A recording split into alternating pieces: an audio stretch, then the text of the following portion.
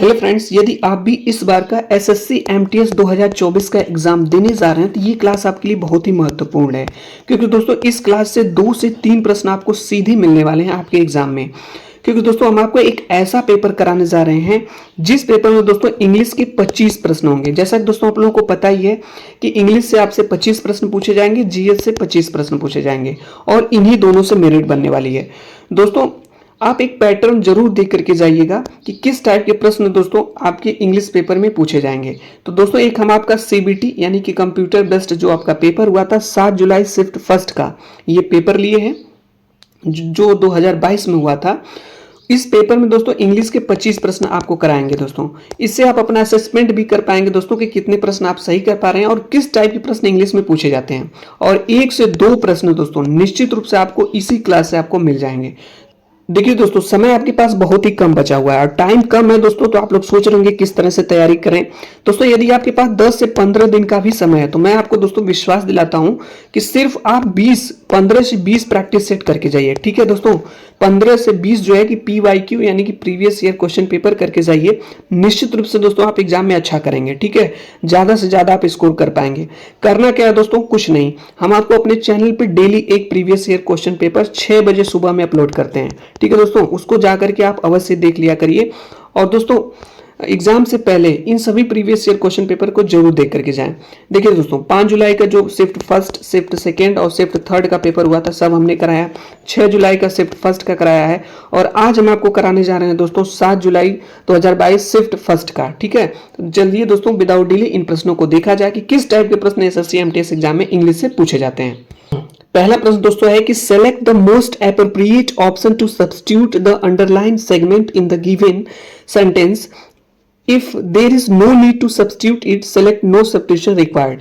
यानी कि दोस्तों ये सेंटेंस दिया गया है और इसमें जो अंडरलाइन किया गया वर्ड्स है इसी में दोस्तों कुछ ना कुछ करेक्शन आपको करना है। आप लोगों को बताना है क्या यहाँ पे सही होगा।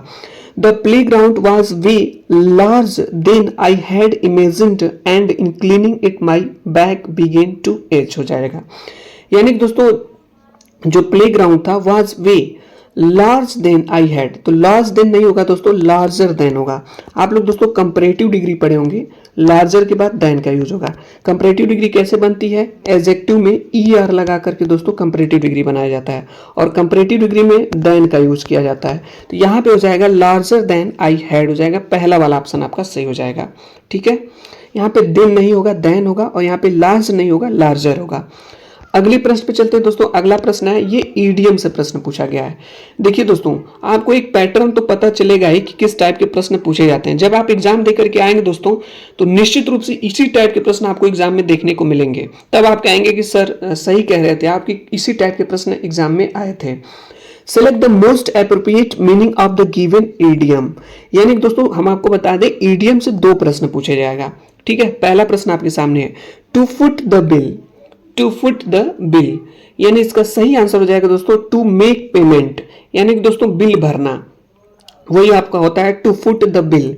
देखिए दोस्तों ईडीएम का कोई तरीका नहीं है, आपको याद करना पड़ेगा। वोकैबुलरी एक ऐसा सेक्शन होता है दोस्तों इंग्लिश में जिसको आपको तैयार तो करना ही पड़ेगा, चाहे सिनोनिम्स हो, आपका एंटोनिम्स हो, वन वर्ड सब्स्टिट्यूशन हो, चाहे इडियम्स फ्रेज हो या स्पेलिंग जो है आपका स्पेलिंग करेक्शन वाले वर्ड्स हों, ये सभी में आपको दोस्तों तैयार इनको करना पड़ेगा। ठीक है, चलिए दोस्तों अगले प्रश्न पे चलते हैं। अगला प्रश्न हमारा है यहाँ पे sell you pass me that the pasta bowl. Sell you pass me that the pasta bowl, तो यहाँ पे दोस्तों सेल नहीं होगा, इसके जगह कैन का यूज होगा। अब ऐसा क्यों हो दोस्तों, कैन का यूज जो दोस्तों होता है वो आपकी योग्यता एबिलिटी के लिए होता है, एबिलिटी कैपेसिटी के लिए जो है आपका कैन का यूज होता है। ठीक है, और सेल का यूज जो होता है जब आप दोस्तों प्रेडिक्शन के लिए होता है, फ्यूचर टेंस में सेल का यूज होता है, फ्यूचर में भी होता है और फ्यूचर में ही होता है, और विल का भी प्रयोग होता है। विल या सेल का प्रयोग जो दोस्तों आपका फ्यूचर में होता है। तो यहाँ पे हो जाएगा कैन यू पास हो जाएगा। अगला प्रश्न दोस्तों आपका स्पॉटिंग द एरर से पूछा गया है और 1 से 2 प्रश्न इस टाइप का पूछा ही जाता है। स्पॉटिंग द एरर क्या होता है दोस्तों, एक आपका सेंटेंस दे देगा और उसके कई पार्ट्स कर देता है। ठीक है, उसमें ABCD करके पार्ट्स डिवाइड कर देता है और एक अलग पार्ट होता है नो एरर। सेंटेंस आपको पढ़ना रहता है और किसी न किसी पार्ट में गलती रहती है, आपको बताना होता है। जैसे यहाँ पे he had begin to dig diligent along the low tide line and had captured 2 clams हो जाएगा। तो यहाँ पे दोस्तों आपका इसी वाले पार्ट में गलती है, डिलाइजेंट नहीं होगा, डिलाइजेंटली होगा, डिलाइजेंटली, यानी कि दोस्तों यहाँ पे एडवर्ब का यूज होगा और डिलीजेंट आपका क्या है, एडजेक्टिव है, इसलिए आपका तीसरा वाला ऑप्शन हो जाएगा डिलीजेंट अलोंग द, यहाँ पे गलती है, इसके जगह डिलीजेंटली अलोंग द होगा। अगला प्रश्न दोस्तों है कि फिल इन द ब्लैंक्स, यानी खाली स्थान भरिए। I your remaining project if you get groceries for me from the market. तो दोस्तों यहाँ पे हो जाएगा विल डू। देखिए दोस्तों आप कंडीशनल सेंटेंस पढ़े होंगे और कंडीशनल सेंटेंस के अलावा दोस्तों आप क्लास पढ़े होंगे। क्लास में क्या होता है दोस्तों, यदि किसी सेंटेंस में दो क्लास यूज होती है, यदि किसी सेंटेंस में दो क्लास यूज होती है तो एक क्लास को दोस्तों प्रेजेंट इंडेफिनिट में रखते हैं और दूसरी क्लास को फ्यूचर इंडेफिनिट में रखते हैं। तो if you get groceries for me from the market, यह प्रेजेंट इंडेफिनिट में है, इसलिए इस वाली क्लास को हम लोग जो है फ्यूचर इंडेफिनिट में रखेंगे, तो इसमें विल डू का यूज होगा। यही वाला ऑप्शन आपका सही हो जाएगा। आगे चलते हैं दोस्तों, अगला प्रश्न आपका है और यहाँ पे पूछा गया है कि किसकी स्पेलिंग सही है। तो यहाँ पे हो जाएगा स्ट्रिंजेंट की स्पेलिंग सही है दोस्तों, और इसके स्ट्रिंजेंट मीन्स होता है दोस्तों कठोर, कठोर होता है, ठीक है, ये इसकी मीनिंग होती है। अगला प्रश्न है कि select the most appropriate option to fill in the blanks, यानी कि खाली स्थान भरिए। विच खाली स्थान should I take to reach the railway station. तो इसमें सही आंसर हो जाएगा रूट। रूट मतलब होता है दोस्तों मार्ग या रास्ता, मार्ग या रास्ता होता है, ठीक है, यानी कि कौन सा रास्ता I take to reach the railway station, railway station हमें ले जाएगा। आगे देखते हैं दोस्तों, अगला प्रश्न है, यहाँ पे फिल इन द ब्लैंक्स का प्रश्न था और बहुत ही अच्छा प्रश्न दोस्तों, ये देखिए, ये भी फिल इन द ब्लैंक्स का ही प्रश्न है। Writing books about how to खाली स्थान on the interest seems like a great idea. तो यहाँ पे दोस्तों हो जाएगा मेक अ फॉर्चून। तो मेक अ फॉर्चून का मतलब दोस्तों देखिए दो होता है। मेक अ फॉर्चून मतलब होता है एक भाग्य बनाना, और मेक अ फॉर्चून का मतलब होता है दोस्तों बहुत बड़ी मात्रा में धन कमाना, खास तौर पर किसी काम को बहुत सफलतापूर्वक करके, यानी किसी काम को बहुत सफलतापूर्वक करके बहुत बड़ी मात्रा में धन कमाना मेक अ फॉर्चून कहलाता है ईडीएम के तौर पे। और इसका अगर मीनिंग देखा जाए तो एक भाग्य बनाना होता है। प्रश्न है कि select the most appropriate option to fill in the blanks. I can not control my खाली स्थान these days because I got selected for a job. यहाँ पे दोस्तों आपको भरना है, तो यहाँ पे हो जाएगा आपका एक्साइटमेंट। एक्साइटमेंट मतलब होता है दोस्तों उत्तेजना। देखिए दोस्तों जितने भी फिल इन द ब्लैंक्स वाले प्रश्न आएंगे, आपको क्या करना है कि प्रश्न को पढ़ना है, उसकी मीनिंग समझना है, तभी दोस्तों आप एक सटीक और सही आंसर सेलेक्ट कर पाएंगे। आगे चलते हैं दोस्तों, अगला प्रश्न है, यहाँ पे भी आपको फिल इन द ब्लैंक्स का ही प्रश्न है। पूछा गया है कि the Lebanese army raided the boat and खाली स्थान डजन्स ऑफ वाटर।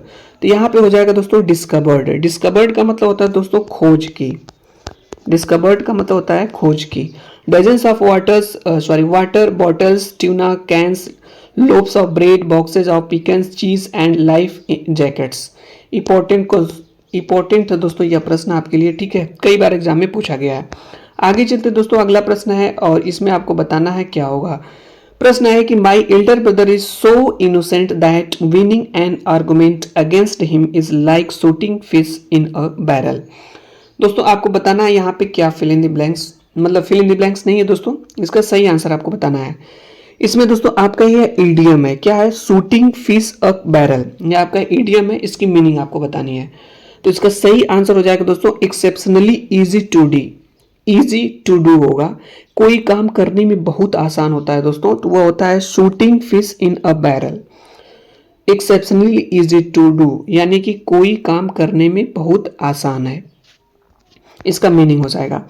आगे चलते दोस्तों, अगला प्रश्न है और इसका सिनोनिम्स पूछा गया है और दो प्रश्न दोस्तों सिनोनिम्स से पूछ ही लिए जाते हैं।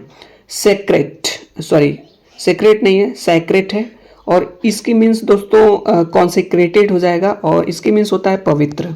कोई चीज़ पवित्र होती है तो आपकी कॉन्सेक्रेटेड होती है, ठीक है। आगे चलते दोस्तों, अगला प्रश्न है, इसका आंसर आप लोग बताएंगे क्या होगा। The study of different skin diseases. The study अध्ययन ऑफ मतलब का, डिफरेंट मतलब होता है अलग अलग, स्किन डिजीजेज त्वचा संबंधित बीमारियों का जो अलग अलग अध्ययन होता है उसे डर्मेटोलॉजी कहते हैं। आप लोग दोस्तों सुने होंगे आप लोग डर्मेटोलॉजिस्ट त्वचा रोग विशेषज्ञ, कार्डियोलॉजिस्ट हृदय रोग विशेषज्ञ, ठीक है, और लॉजी किसी वर्ड के अंत में लगा होता है दोस्तों, उसके मीन्स होता है स्टडी, अध्ययन, ठीक है, जैसे पैथोलॉजी हो गया, डर्मेटोलॉजी हो गया, कार्डियोलॉजी हो गया, सोशियोलॉजी हो गया। आगे चलते हैं, अगला प्रश्न है दोस्तों, इसका आंसर आप लोग बताएंगे क्या होगा।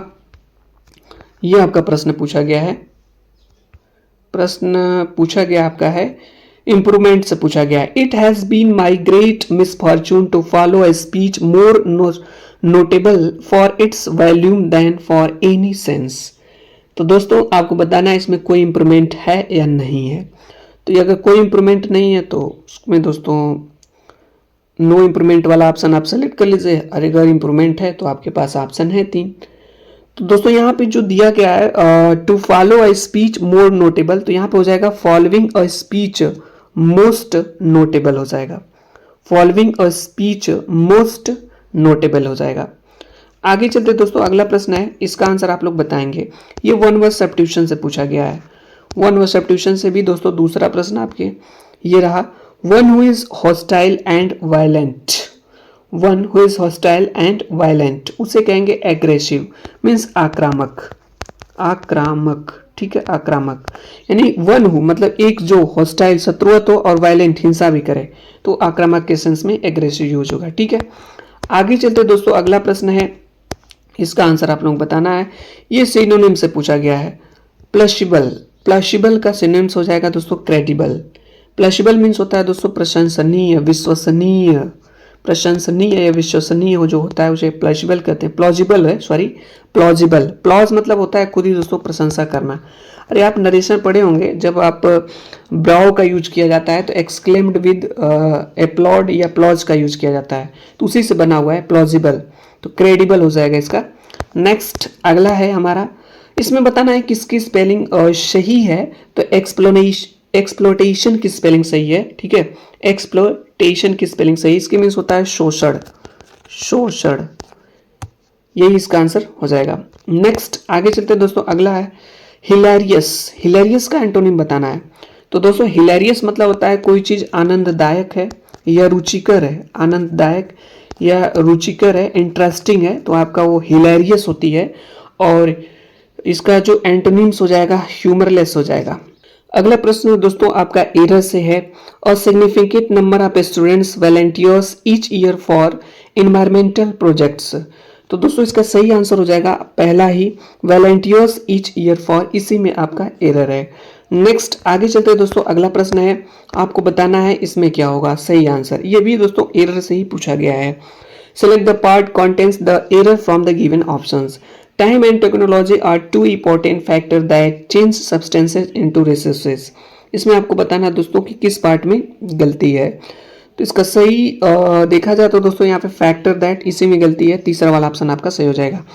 जल्दी से दोस्तों आपका एक क्लोज टेस्ट पैसेज पूछा जाता है जो कि 5 नंबर का होता है। इस पैसेज को दोस्तों आपको पढ़ना होगा और अच्छे से समझ के ही आंसर आपको देना है।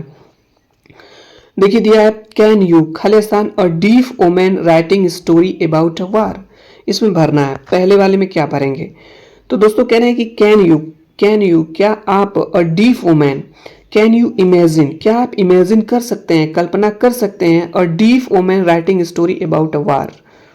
आगे चलते दोस्तों, अगला प्रश्न है, इसी में सेकेंड वाला फिल इन द ब्लैंक्स करना है, भरना है। यहाँ पे सेकेंड आपका है, सेकेंड में है कि सी लॉस्ट हर, उसने खो दिया, हियरिंग सुनना, उसने क्या सुनना मतलब जो है कि वह एक तरीके से सुन नहीं सकती थी, तो यहाँ पे हियरिंग हो जाएगा। अगला प्रश्न है दोस्तों थर्ड नंबर का, इसमें भी फिल इन द ब्लैंक्स यानी भरना यहाँ पे है। थर्ड नंबर में वह जस्ट वाइफ्स एंड मदर्स यहाँ पे हो जाएगा, ठीक है। आगे चलते हैं दोस्तों, अगला प्रश्न है, इसमें फोर्थ नंबर का है, यहाँ पे भरना है। यूज्ड अ मैंस हो जाएगा, man's name when she wrote her stories हो जाएगा। जल्दी से दोस्तों अंतिम प्रश्न देख लेते हैं इसका, यहाँ पे 5 नंबर का है, भरना है कि पीपल वुड बी, यहाँ पे हो जाएगा हॉस्टाइल, शत्रुवत, ठीक है। तो दोस्तों ये आपके इंग्लिश के 25 प्रश्न थे जो आपका 7 जुलाई शिफ्ट फर्स्ट का पेपर 2022 में हुआ था।